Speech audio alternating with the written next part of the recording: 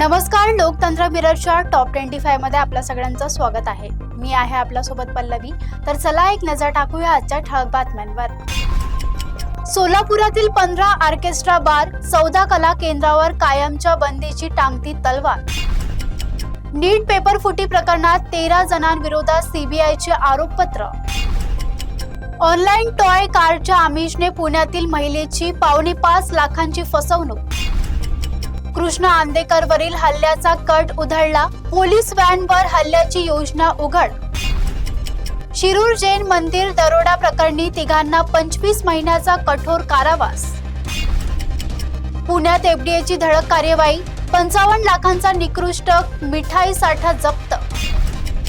राष्ट्रवादीचे विलिनीकरण नाही, शरद पवार यांच्या चर्चांना पूर्णविराम। पोलीस दलाची प्रतिमा जपा, आयुक्तांचा अधिकारी कर्मचाऱ्यांना सल्ला। विजापूर रोड लूट प्रकरणी पुण्यातील दोघे अटकेत, पिस्तूलसह जिवंत काडसुते जप्त। नीट यूजी पेपर फुटीचा फॉरेन्सिक अहवाल, परीक्षेपूर्वीच प्रश्नपत्रिका फुटल्याची पुष्टी। अण्णाभाऊ साठे जयंतीनिमित्त सोलापुरात रात्री 10 वाजेपर्यंत मिरवणुकांना परवानगी। इंस्टाग्राम नोटिफिकेशनवर क्लिक, वर्ध्यात व्यक्तीची 12 लाखांची फसवणूक।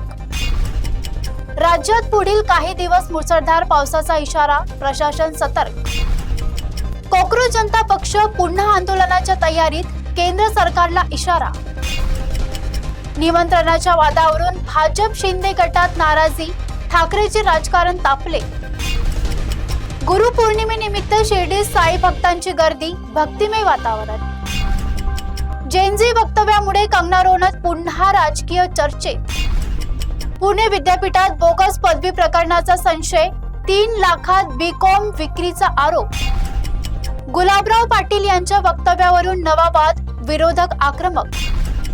राष्ट्रवादी चर्चेमुळे एनडीए मध्ये प्रवेशांच्या हालचालींना वेग। पुणे पोलीस कर्मचाऱ्यावर व्यावसायिकाला 1 कोटींना लुटल्याचा आरोप। पुणे जिल्ह्यात ठाकरे गटाला धक्का, प्रमुख शिंदे नेते गटात। पेपर फुटी विरोधी विधेयकावर राहुल गांधीची सरकारवर जोरदार टीका। मध्य रेल्वेच्या 794 महिला डब्यात टॉक बॅग सुविधा सुरू। राष्ट्रकुल स्पर्धेत सर्वेचे रौप्य पदक, इतिहास रचणारा पहिला भारतीय ठरला। सध्या इतकाच, बघत रहा लोकतंत्र मिरर।